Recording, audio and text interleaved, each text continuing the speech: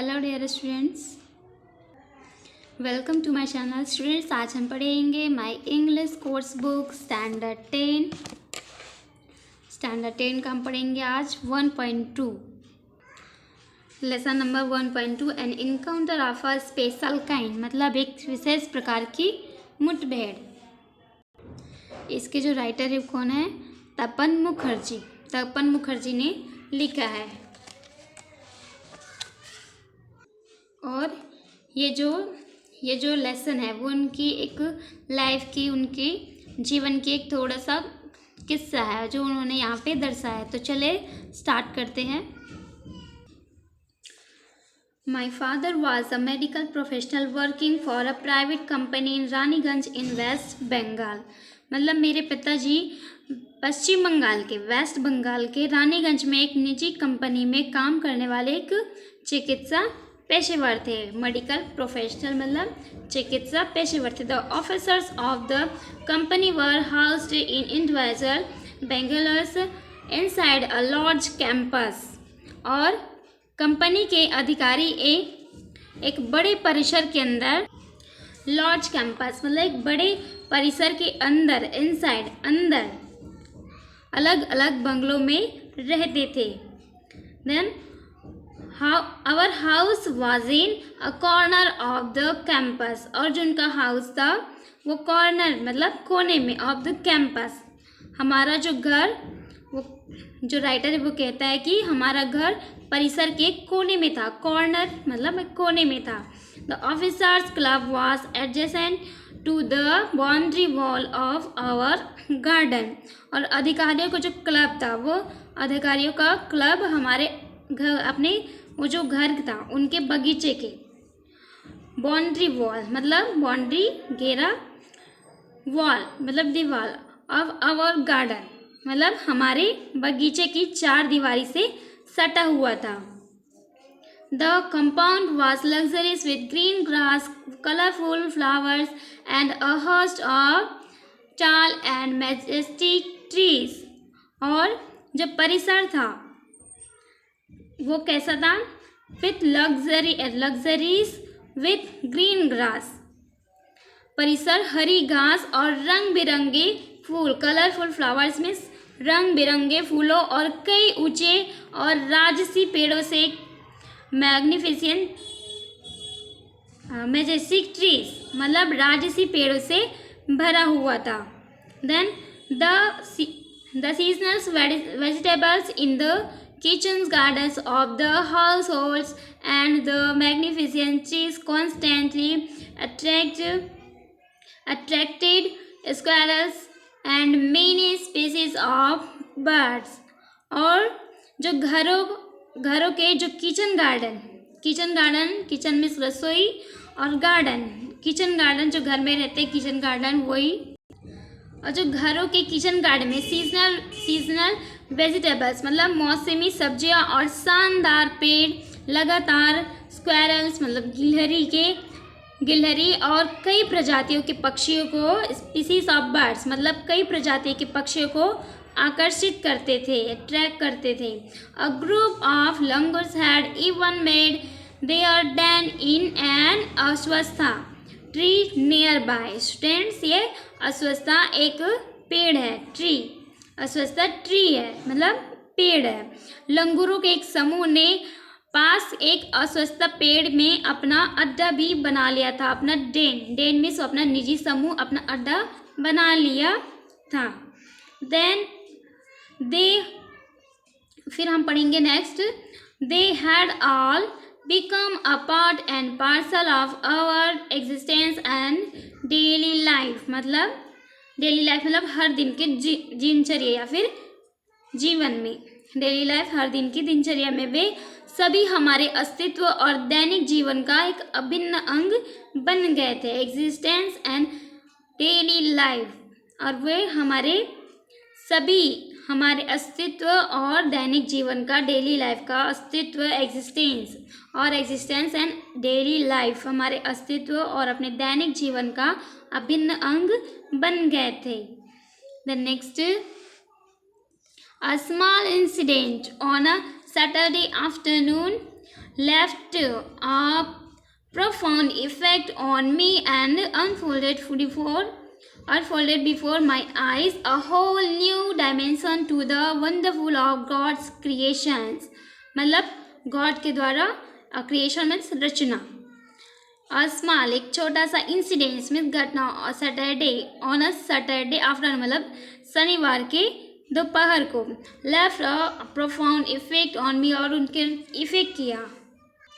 और शनिवार की दोपहर को एक छोटी सी घटना ने मुझ पर प्रभाव डाला.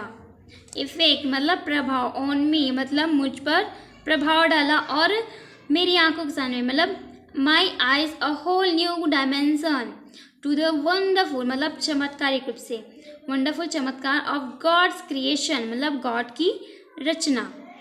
और यहाँ पे पढ़ते हैं शनिवार की दोपहर को एक छोटी सी घटना ने मुझ पर इफेक्ट किया, प्रभाव डाला और मेरी आंखों के सामने ईश्वर की जो क्रिएशन थी, गॉड्स क्रिएशन मतलब ईश्वर की रचना के चमत्कारों का एक नया आयाम देखने को मिला, वो उनके सामने लाया. Then it was a few days into the puja vacation और पूजा की छुट्टियों के कुछ दिन बीत चुके थे. जो पूजा की जो छुट्टी रहती है वो कुछ दिन बीत चुके थे. Just like for any other child और एक छोटे किसी अन्य बच्चे की तरह. Just like for any other child मतलब एक किसी भी एक अन्य बच्चे की तरह. द हॉलीडेज छुट्टियाँ provided an opportunity for me to become engrossed in various magazines and storybooks published especially for children in the festive seasons. festive मतलब उत्सवपूर्ण, सीजन मौसम. Just like for any other child मतलब एक किसी भी एक अन्य बच्चे की तरह छुट्टियों में मुझे त्योहारों के जो मौसम रहते हैं उसमें बच्चों के लिए एक विशेष रूप से प्रकाशित करने वाली मैगजीन्स मतलब पत्रिका और स्टोरी बुक्स मतलब कहानियों की पुस्तक में तल्लीन होने का अवसर मिला. Published specially for children in the festive season और उनको इस अवसर उनको प्रदान किया. Then after a heartly lunch my parents and my younger sister lay down for an afternoon nap and I settled down with a story book. और जो writer है वो आगे लिखते हैं कि भरपूर दोपहर के भोजन के बाद आफ्टर अ हार्टली लंच मतलब एक भरपूर दोपहर के भोजन के बाद my parents and my younger sister lay down. भरपूर दोपहर के भोजन के बाद मेरे माता पिता माई पेरेंट्स मतलब उसके माता पिता आ जाएंगे, पेरेंट्स में students, and my younger sisters और मेरी छोटी यंगर में छोटी बहन सिस्टर बहन lay down for an afternoon nap and I settled down with a story book. और मेरे माता पिता और छोटी बहन दोपहर की झपकी के लिए जब दोपहर में नींद लगती है स्टूडेंट्स उसे कहेंगे आफ्टरनून नैप मतलब दोपहर की झपकी के लिए लेट गई और मैं क्या कर रहा था वो फिर I settled down with a story book और मैं एक कहानी की किताब लेकर बैठ गया. The quiet afternoon presented the perfect backdrop for reading an adventure story.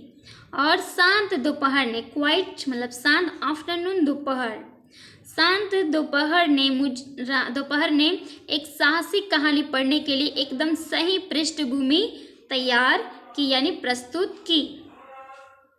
Students जो दोपहर का समय होता है वो कैसा रहता है, सब लोग सो जाते हैं, शांत हो जाते हैं और खाना खाने के बाद थोड़ी देर रेस्ट करते हैं. तो उसी टाइम जो राइटर थे लेखक थे हमारे जो तपन मुखर्जी वो कहते हैं कि जब उनके पेरेंट्स उनके माता पिता और उसकी बहनें दोपहर की झपकी के लिए लेट गई तभी उसको क्या हुआ कि और मैं एक कहानी देन क्या लिखते वो कि I settle down with a story book और मैं एक कहानी की एक किताब लेकर बैठ गया. और जो शांत दोपहर थी, the quiet afternoon presented the perfect drop backdrop, मतलब परफेक्ट मतलब एकदम सही, बैकड्रॉप मतलब एक पृष्ठभूमि, एकदम सही पृष्ठभूमि फॉर रीडिंग, किसके लिए, पढ़ने के लिए, एन एडवेंचर स्टोरी, और एक साहसिक, एडवेंचर मतलब साहसिक स्टोरी पढ़ने के लिए उनको एक समय प्रस्तुत की। The next, the silence was occasionally broken by the sound of my family snoring, the intermittent chirping of house sparrow, the hoarse cawing of a crow, the shrill call of a kite flying high above the ground, और occasionally मतलब अवसर, the silence में, और snoring मतलब खर्राटे, my family snoring मतलब मेरी family के जो सो जाते फिर खर्राटे लेते ना वो। फिर जो राइटर है वो आगे लिखते हैं कि the silence was occasionally broken by the sound of my family snoring, और कभी कभी मेरे परिवार में मतलब मेरी फैमिली, माई फैमिली स्नोरिंग मतलब कभी कभी मेरे परिवार के खर्राटों की आवाज़ और घरेलू गौरैया रुक रुक कर चहचहाती हुई, इंटरमीडियंट चिर्पिंग ऑफ हाउस स्पैरो मतलब जो गौरैया होते हैं, घरेलू गौरैया जो रुक रुक कर चहचहाट करते हैं, आवाज़ आती है उनकी, the hoarse cawing of a crow, the shrill call of a kite flying, और क्या होते हैं, और जो घरेलू गौरैया की चहचहाट और कौवे की कर्कश, कविंग ऑफ अ क्रो मतलब कौवे की जो कर्कश, और जमीन से ऊपर उड़ती पतंग की तीखी आवाज़ से सन्नाटा टूट जाता था। देन मिनट्स टेकेड बाय, और मिनट बीतते गए, आई became deeply absorbed in the book, और अब्जॉर्ब मतलब गहराई से, डीपली मतलब गहराई से, अब्जॉर्ब उसको उसमें डूब जाना, अब्जॉर्ब करना, I became deeply absorbed in the book, अब मैं किताब में गहराई से डूब गया। The next, suddenly I heard a group of street dogs barking furiously in the distance, और अचानक, सडनली अचानक मैंने दूर गली से कुत्तों के एक समूह को जोर जोर से भौंकने की, उसे जो भौंक रहे थे कुत्ते वो उनको सुनाई दिया, उसने सुना, बार्किंग मतलब कुत्ते की जो भौंकने की जो आवाज़ थी, वो जब कितना जो राइटर थे, जो हमारे लेखक थे, जब वो किताब में डूब गए तो फिर उनको क्या सुनाई दिया, सडनली अचानक मैंने, वो क्या लिखते हैं कि अचानक ही आड़ मतलब सुना, मैंने दूर गली से, स्ट्रीट मतलब गली, डॉग्स बार्किंग मतलब कुत्ते की जो भौंकने की जो आवाज़ है, फ्यूरियसली इन द डिस्टेंस और जोर जोर से, suddenly I heard a group of street dogs barking furiously in the distance, अचानक मैंने दूर गली से कुत्तों के एक समूह को जोर जोर से भौंकते हुए सुना, I chose to ignore the commotion, thinking that the pack of dogs might have cornered a helpless pig, और मैंने यह सोचकर शोरगुल को अनदेखा किया, जो उनको आवाज़ आ रही थी वो क्या किया, उन्होंने इग्नोर किया, अनदेखा उनको, जो मैंने यह सोचकर वो शोरगुल को जो उनको अनदेखा करके चुना कि कुत्तों के एक झुंड ने शायद किसी असहाय सुअर को, हेल्पलेस पिग मतलब असहाय सुअर को घेर लिया है, बट सुन लेकिन जल्दी ही, बट मतलब लेकिन सुन जल्दी ही, the barking became louder and more aggressive, and the alarmed cawing of a flock of crows added to the cacophony. I also heard the disturbance approaching closer. लेकिन जल्द ही भौंकने की आवाज़ तेज और ज़्यादा आक्रामक हो गई, एग्रेसिव हो गई। And the alarm going off a flow cross added to the cacophony, और वो आवाज़ थी वो और ज़्यादा तेज और आक्रामक हो गई, और कौवे की जो झुंड की घबराई हुई काँव काँव की आवाज़ ने शोरगुल को और बढ़ा दिया। जो कौवे थे, कैकोफोनी मतलब जो कौवे के कैविंग, मतलब जो कौवे क्या करते हैं, काँव काँव करते ना, वो उसकी जो कुत्ते तो भौंके रहते, उसने और लाउड किया कुत्तों ने, तो फिर उनकी आवाज़ और कौवों की जो काँव काँव की जो शोरगुल था वो और बढ़ा दिया। I also hear disturbance approaching closer, और मैंने शोरगुल को और भी करीब आते हुए सुना। द नेक्स्ट, अब आगे क्या होता है स्टूडेंट, सब देखते हैं।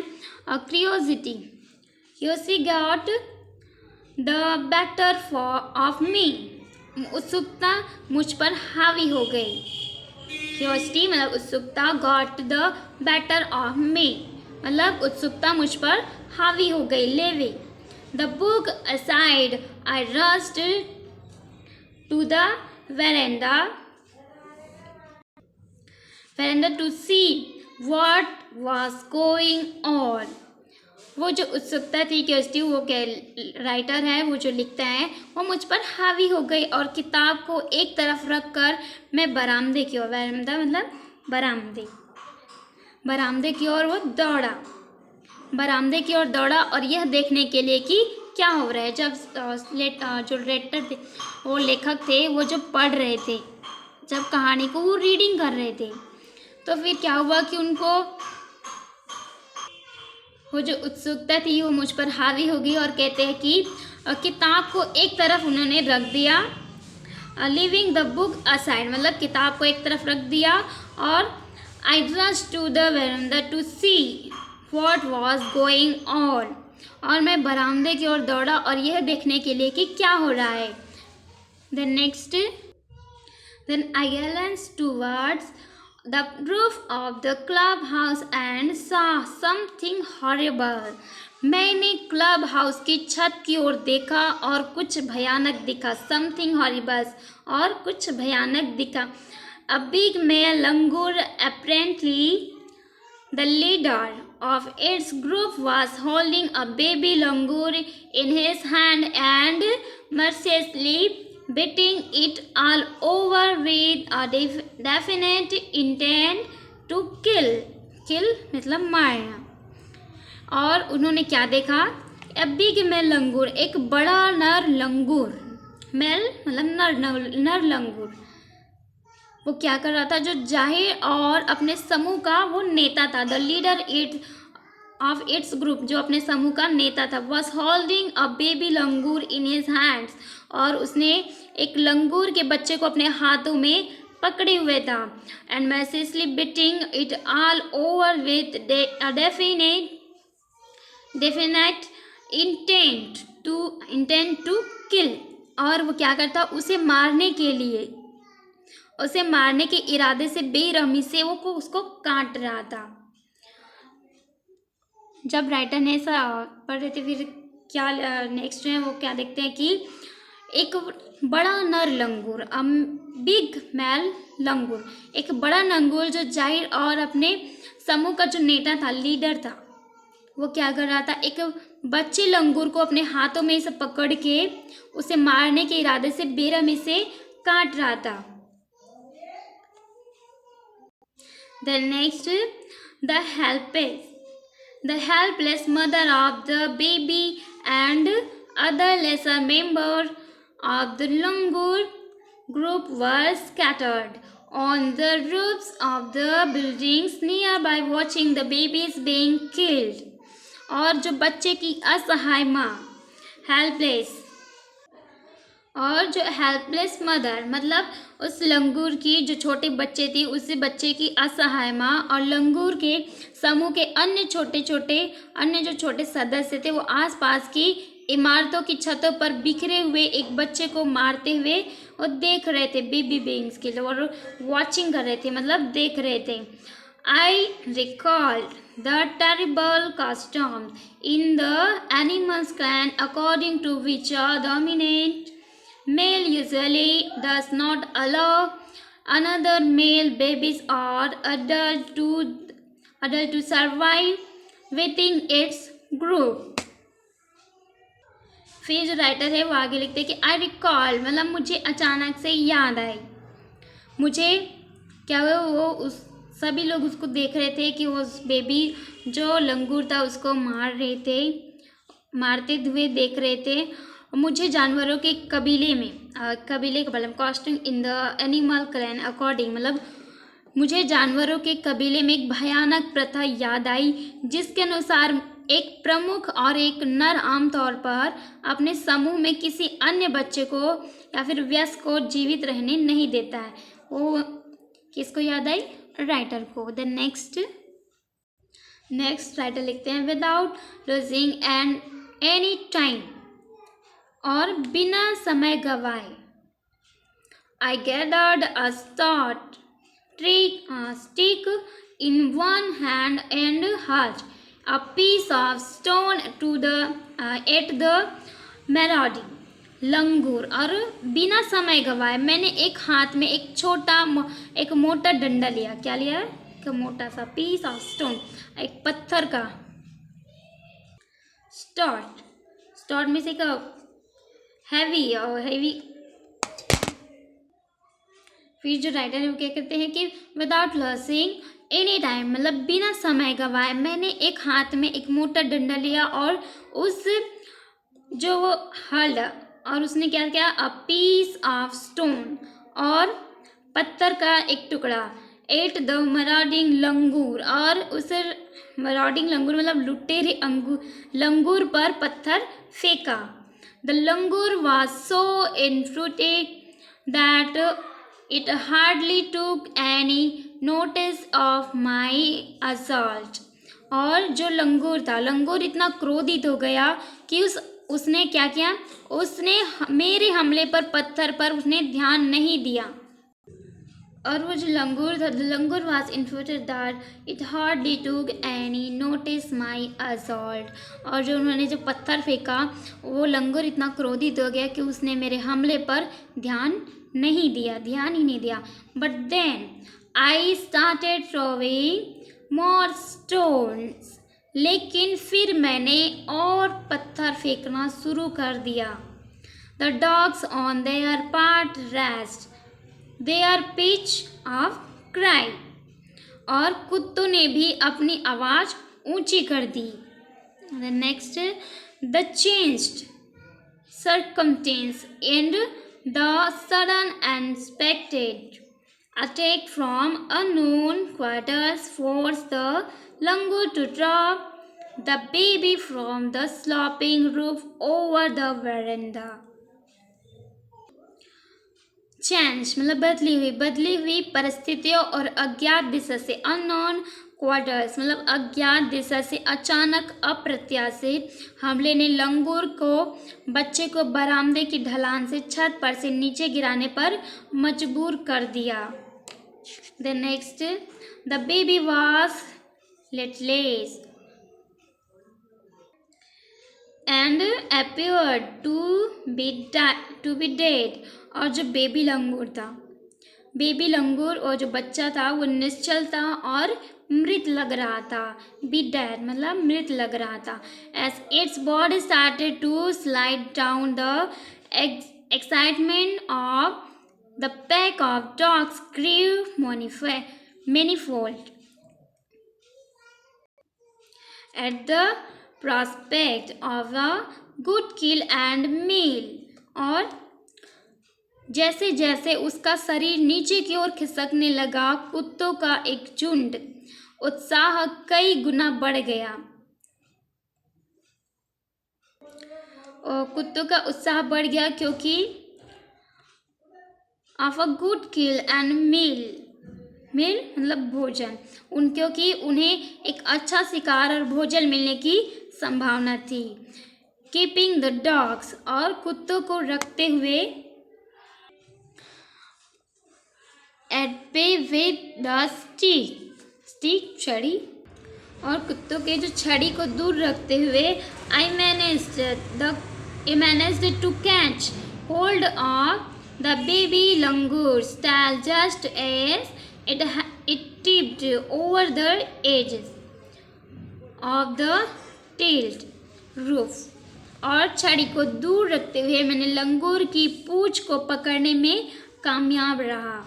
ऐसा कौन कहता है? Writer. The baby appeared inert and lifeless, और जो बेबी था वो निष्क्रिय और बेजान लग रहा था। It was indeed a male baby, और यह वास्तव में एक नर बच्चा था। जो लंगूर था, जो बेबी था वो क्या था? मेल बेबी था, एक नर बच्चा था।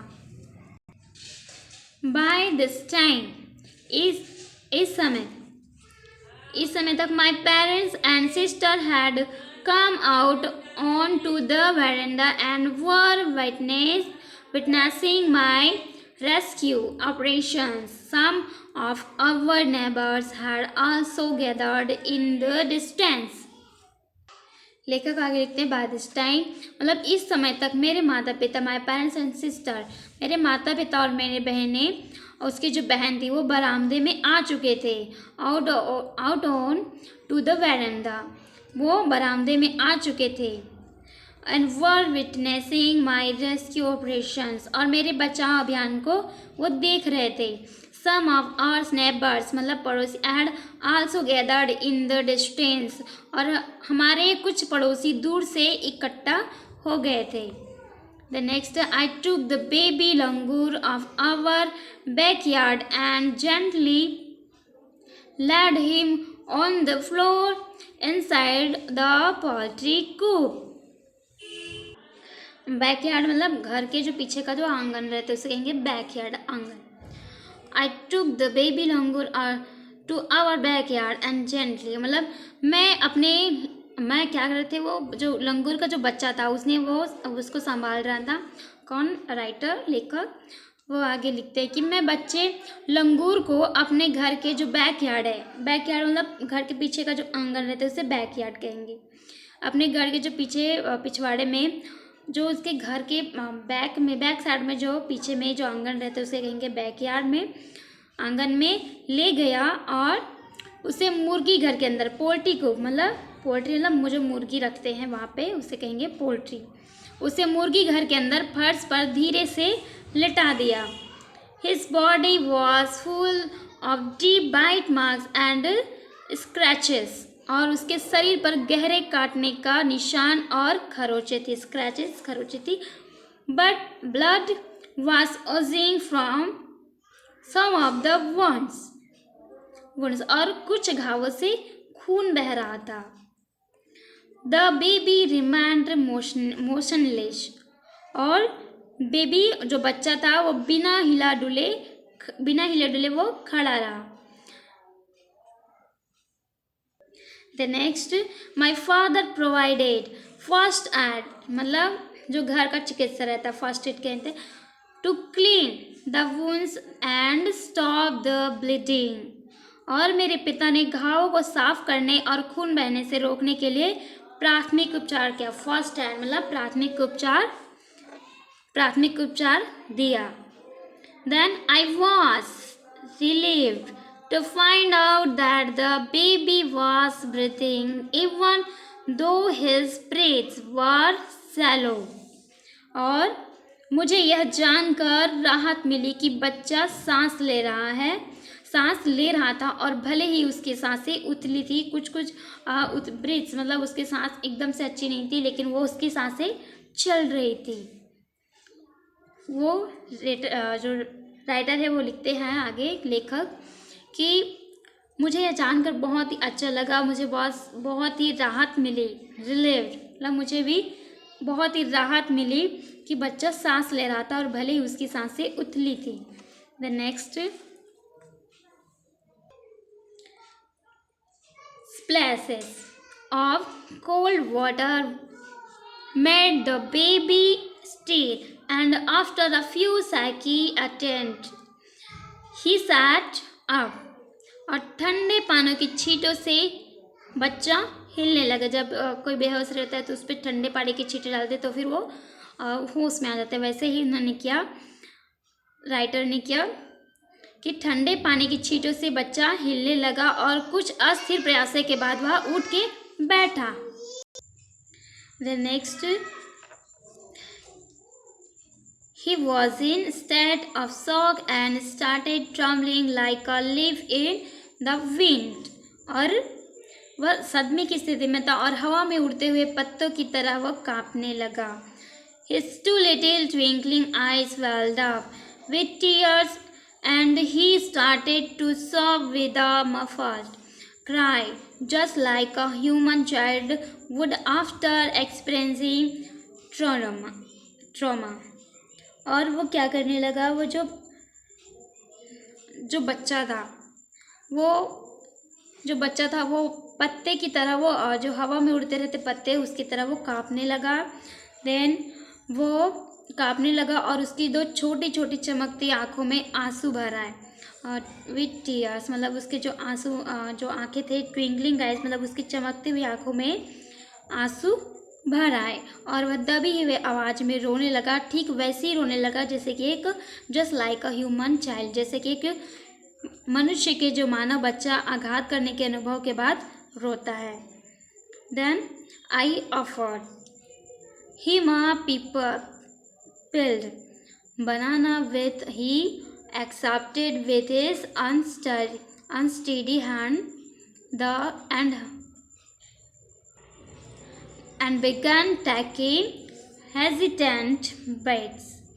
और उसने क्या किया, मैंने एक छिला हुआ केला दिया, उसने अपने अस्थिर हाथ से स्वीकार किया और हिचकिचाते हुए उसे वो काटने लगा, बाइट्स करने लगा।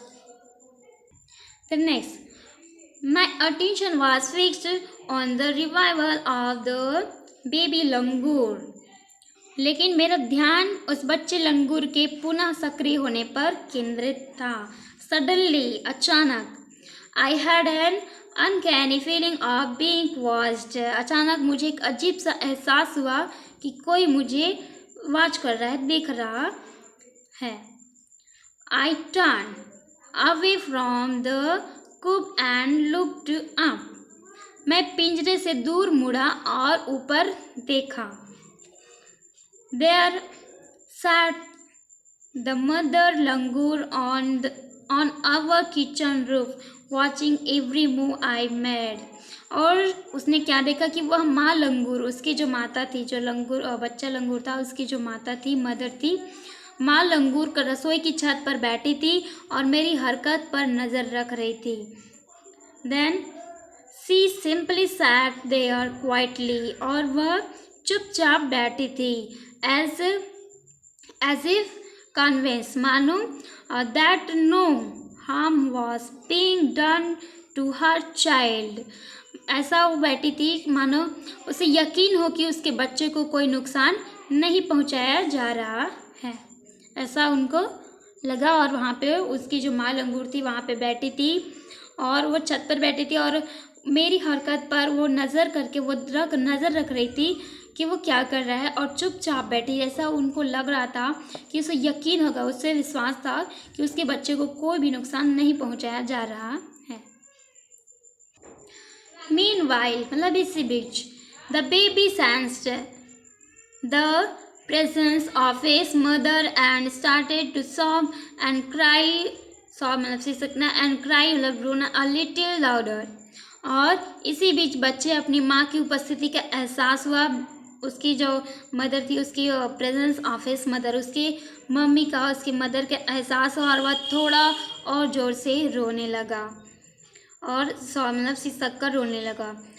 I retreated from the door of the coop to allow the mother access to her baby. वो और ज़ोर से रोने लगा। मैं अपने पिंजरे के दरवाजे से पीछे हट गया ताकि माँ अपने बच्चे के पास पहुँच सके। The next, immediately, तुरंत ही, the mother descended on the floor of the coop and picked up the baby in her arms. तुरंत ही माँ नीचे उतरी और बच्चे को अपने बाहों में, अपने आर्म में उठा लिया। Then She gave the baby a thorough body inspection to check the injuries and then cuddled him tightly in her bosom. और जो उसकी बेबी मदर की जो बेबी था उसकी मम्मी थी, उसने तुरंत अपने बच्चे को अपनी बाहों में उठा लिया और उसने बच्चे के शरीर पर अच्छी तरह से जांच की कि उसकी ताकि उसकी चोटों का जो पता चल सके और उसे फिर से अपने छाती से लगा ले। उसने क्या किया, उसकी मदर थी, उसने क्या किया, अपने बच्चों को अपने बाहों में लिया, फिर उसको जो चोट लगी थी उसने चेक किया द इंजरीज, मतलब उसके घाव को चेक किया, and then cuddle him tightly, और उसको ज़ोर से टाइटली मतलब और एकदम ज़्यादा उसको अपने छाती से लगा लिया। The baby found great solace in her carrying arms, और जो बच्चा था उसकी गोद में उसको बहुत ही सुकून मिला। कैरिंग आर्म मतलब उसके प्यार भरी बाहों में उस बच्चे को बहुत सुकून मिला। The mother sat still with the baby in her lap for a few minutes, और माँ कुछ मिनटों के लिए, फ्यू मिनट्स मतलब कुछ मिनटों के तक बच्चे को गोद में लिए चुपचाप बैठी रही। It was almost as if she was pondering over her options and trying to figure out how she could keep the baby safe from further assault. और ऐसा लग रहा था जैसे वह अपने विकल्पों पर विचार कर रही थी कि यह पता लगाने की कोशिश कर रही थी कि वह बच्चे को आगे के हमले से कैसे बचा सकती है।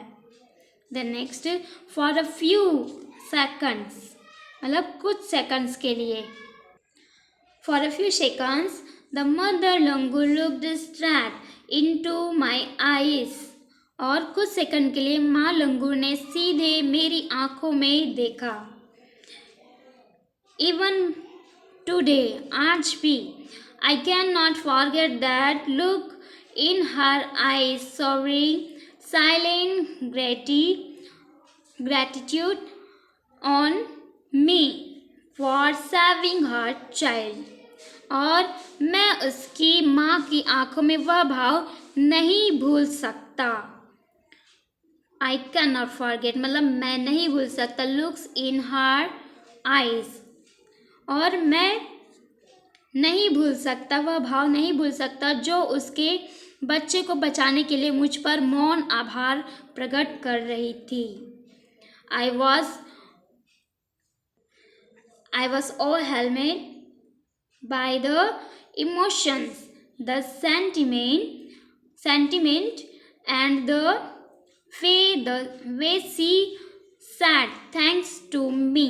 और वो क्या कर रही थी कि वो आभार प्रकट कर रही थी, और उसकी जो भावना जिस तरह से उसने मुझे धन्यवाद कहा, और थैंक्स टू मी, और वो बोल नहीं सकते वैसा, वो थैंक्स अपनी भाषा में तो नहीं बोलते, तो उन्होंने ये एहसास किया कि उसकी जो माँ थी उसने मुझे धन्यवाद कहा और उसे अभिभूत था, मतलब उसको आभार था। There sat a universal mother holding a stricken child in her lap, और वहाँ एक सार्वभौमिक माँ जो एक पीड़ित बच्चे को गोद में लिए बैठी थी। यूनिवर्सल मदर, एक सार्वभौमिक जो मदर थी वो क्या थी, अपने बच्चे को गोद में लिए बैठी थी।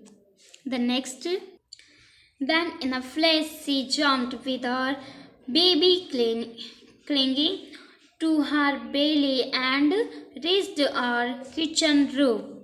फिर एक झटके में वह अपने बच्चे को अपने पेट से चिपकाए हुए कूद गई और हमारी रसोई की छत पर पहुंच गई। She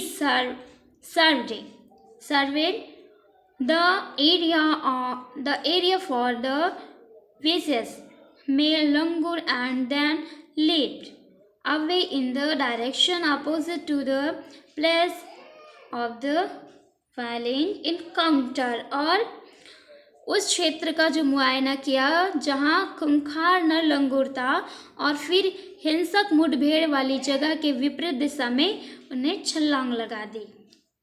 the next, the brief meeting with the mother and the baby langur convinced me that interspecies communications and mutual trust is indeed a reality, and should anyone strike the right chord, the relationship into action। फिर जो उसकी माँ, बच्चे की जो माँ और बच्चे लंगूर के साथ संक्षिप्त मुलाकात ने जो उसके साथ उसने टाइम बिताया, जो संक्षिप्त मुलाकात थी, जो एक ही पल में उसको सारा चीज़ उनको मालूम हो गया।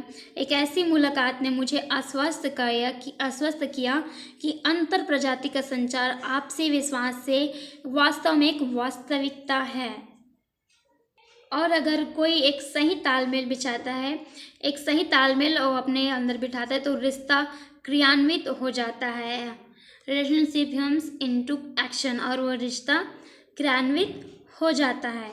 Then the mother langur showed me that food was not the only means of communications between man and animal, but that there were other means of establishing a bond through trust, compassion and mutual understanding।